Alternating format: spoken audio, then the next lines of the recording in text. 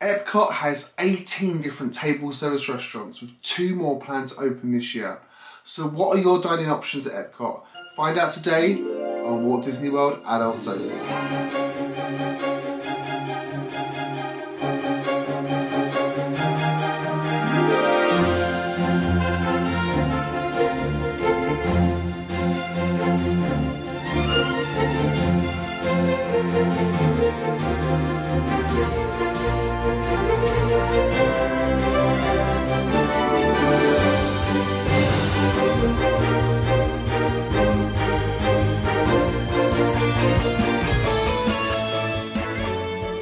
Welcome Your Highnesses, I'm Dan and you're watching Walt Disney World Adults Only. Today we'll be talking about dining at Epcot, specifically about the table service or sit down restaurants. This video is actually part 2 of 2 videos about table service dining at Epcot. Astoundingly, there are 18 different table service restaurants at Epcot with 2 more planned to open this year. And of those 18, 3 of them are categorised as signature fine dining experiences. Due to there being so many, I decided to film this video in 2 parts. Part 1 came out about a month ago, and today we'll cover the remaining Epcot table service restaurants. As you may remember, part 1 covered World Showcase restaurants in the following pavilions: Mexico, Norway, China, Germany, Italy, and Japan. I will put a link in the description below to that video, and if I'm smart, it should appear right here, right now. So today, we'll take a look at the rest. So Morocco, France, UK and Canada pavilions, as well as the table service restaurants also located in Future World. Well, I say Future World, but with the changes and the introduction of the new neighbourhoods, these restaurants will be situated in the new World Discovery and World Nature neighbourhoods. If you don't know about the changes coming to Epcot, we have a video on that as well, and I'll put a link to that in the description below for you. We will do a further video to take a look at the quick service options and also the snacks at Epcot too. In fact, I think Taylor may already have that in the works. And as I said before, one of the biggest things about Epcot is the festivals. 4 different festivals every single year. Before we get started, please click subscribe and then tell me in the comments below what is your favourite and least favourite table service restaurant at Epcot. Please tell me why.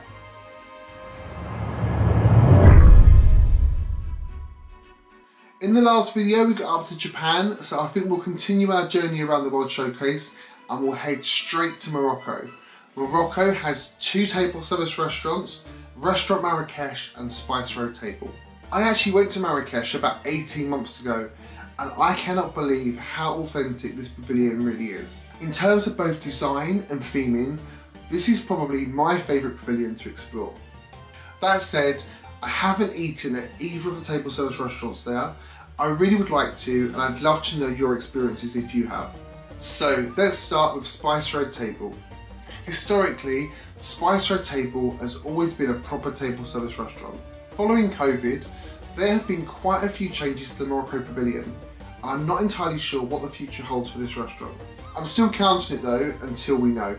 Previously, this was an authentic Moroccan restaurant and had some wonderful items on the menu, like racks of lamb, beef and chicken mixtures, lamb sliders and a roasted chicken in a star anise sauce. Appetizers here were around $10, entrees around $30 and desserts around $8. And when the Disney dining plan was offered, this was 1 table service credit per person. For now though, this place is a lounge and it doesn't accept reservations. It has some wonderful Mediterranean small plates on the menu and offers exquisite views across the lake. Plus a full bar with an incredible selection of drinks. So who will be checking out this lounge then? Personally, I'm really hopeful that this will return to being a proper restaurant before my next visit. Next, Restaurant Marrakesh looks incredible, but it's currently closed. In normal times, you can feast on Moroccan delicacies such as roast lamb, shish kebab, couscous, and a brochette of chicken. This restaurant is really beautiful too. Again, an authentic menu, but here you'll also find live music and belly dancers too. I did actually contemplate giving you a little belly dance at this point in the video, but I think we might switch off. Appetizers here are around $12. Entrees are around $30 and desserts are around $9. This is a place that has a great selection of tagines, and I would really love an opportunity to dine here on one of my future trips. The impression that I get is that neither of these restaurants are particularly difficult to get a reservation at. But if you want something unique, flavourful and a little bit different, this pavilion seems like a really credible option. If you've eaten at both Spice Road Table and Restaurant Marrakesh, which one would you recommend? Next on to France, there are currently 2 table service restaurants in this pavilion, with a third one opening on the 1st of October 2021. So we have Monsieur Paul, which is a signature fine dining experience, and then we have Chefs de France, which is a regular table service restaurant. And opening on the 1st of October this year, we also have Creperie de Paris. This is a brand new French creperie and will serve both savoury and sweet French pancakes. We are bound to bring you a video on that when it opens, but for today we're going to concentrate on the 2 existing restaurants. I'll start with Monsieur Paul. As I said, Monsieur Paul is a signature fine dining experience and it opens only for dinner. And you need to dress up. There is a dress code. When the Disney dining plan is being offered, this restaurant will cost you 2 table service credits per person. Monsieur Paul is recently refurbished and located above Chefs de France, and in this restaurant you will find proper French gourmet cuisine. This restaurant is an elegant, serene, sophisticated setting with classic French architecture and breathtaking views across the World Showcase. Monsieur Paul is currently closed due to COVID, but when it opens you will find sensations such as a smoked fish assortment, a chicken breast terrine and escargot. Appetizers here start at $16 and go up to $29 for the oxtail broth, which comes with braised beef, vegetables and black winter truffles, all covered in puff pastry. Main courses include veal, duck, tilefish, sea bass and seared steak. Main courses are around $45. And desserts here sound so decadent and so delicious. For around $14, you can get La Varine Pomme Caramel, caramelised apples, shortbread, green apple sorbet, warm caramel sauce and vanilla ice cream. I'm literally salivating over that. And here you can have a 4-course set menu for $89 per person, or a 7-course set menu for the fixed price of $119 per person. When will this place reopen? Staying in France and off to Chef de France. This is the brasserie which serves French Nouvelle cuisine. Here you'll be transported to the heart of Paris in this charming cafe. This restaurant has high ceilings, intricate mosaic flooring and expansive windows looking out onto the promenade. Celebrating fresh and simple ingredients, the menu here changes seasonally, but it may include delicacies such as beef tenderloin, classic French onion soup and roasted duck with cherries. Now this restaurant is open, woohoo! And it's open for lunch and for dinner, and when Disney dining plan has been offered, this restaurant will cost you 1 table service credit per person. If paying, appetizers will cost you around $12 and the French onion soup here is super popular. Entrees are around $32 and desserts will set you back around $12. You can also get a 3-course meal here, which includes a glass of French wine for a fixed price of $55. That's a very good deal indeed. So we cross the channel and arrive in my homeland, the United Kingdom. Only 1 table service restaurant here, the Rose and Crown Dining Room. This is like a traditional British pub and they offer some very typical British food, but bizarrely, no Sunday roast.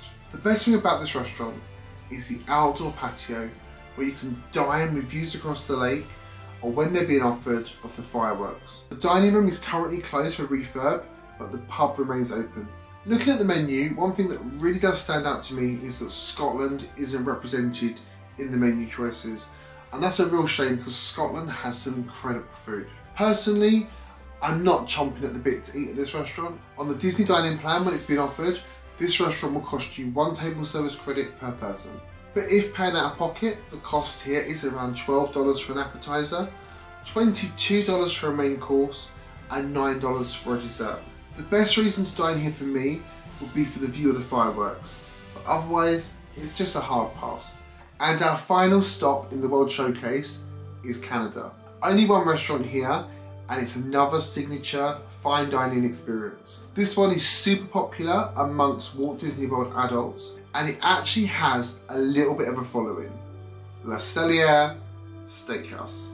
Now, Le Cellier translates as the cellar, and this restaurant is themed as the cellar of a Canadian chateau. So it's small, dark, and often described as being a little pokey. Some people find this one too intimate. One of the biggest complaints that we hear about this restaurant is how close the tables are to one another. Le Cellier is, however, open for business, and it offers both lunch and dinner. And if using a Disney dining plan when they're being offered, this is another one that will cost you 2 table service credits per person. You begin your meal with tempting appetizers like the Canadian cheddar cheese soup or the steamed mussels, before moving on to one of the signature entrees like Le Cellier filet mignon. And for a sweet ending to any meal, save room for the maple creme brulee or one of their other decadent desserts. Prices here are around $18 for an appetizer, $50 for an entree, and desserts are around $12. You can also get a poutine here for around $15, and they have the most incredible selection of wines here too.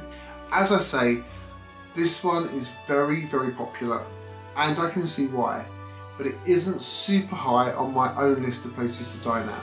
Not right now, at least. Okay, that's the World Showcase complete. Time for us to move across the future world, where there are 3 restaurants.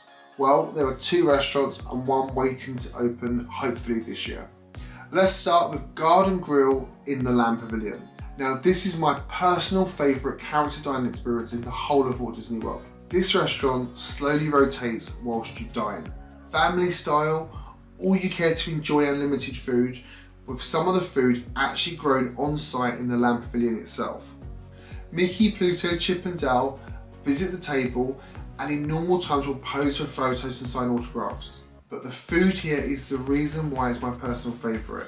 Garden Grill offers breakfast, lunch and dinner, and in normal times when Disney dining plans have been offered, this restaurant is 1 table service credit per person, and it's really great value for a credit.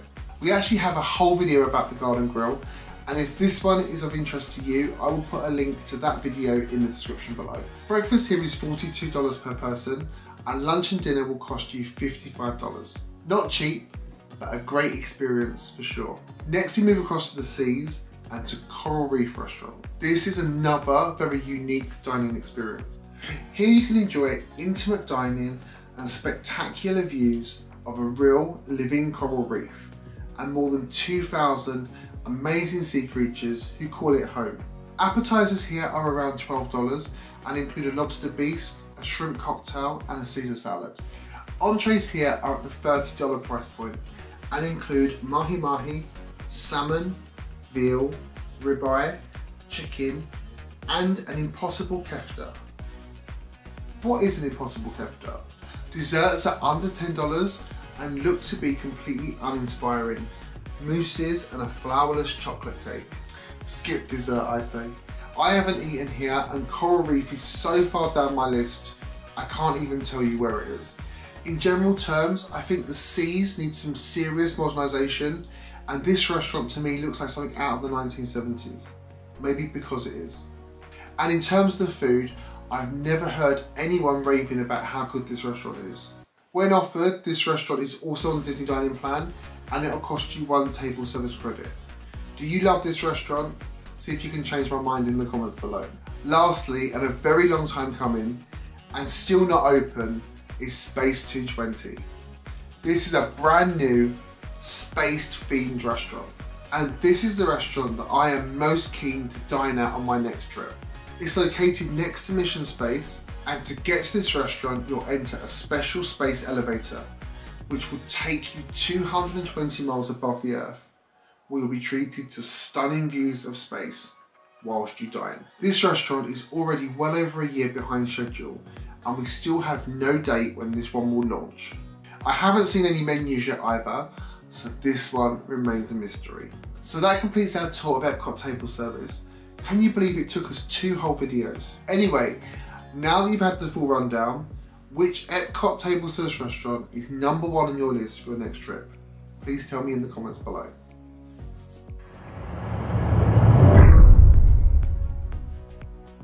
We have now covered table service dining for Magic Kingdom, Animal Kingdom and for Hollywood Studios.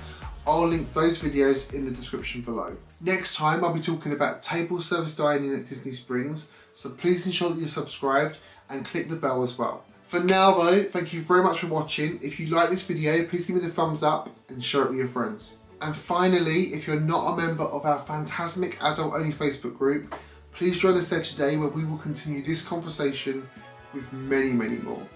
And in the meantime, remember, never grow up.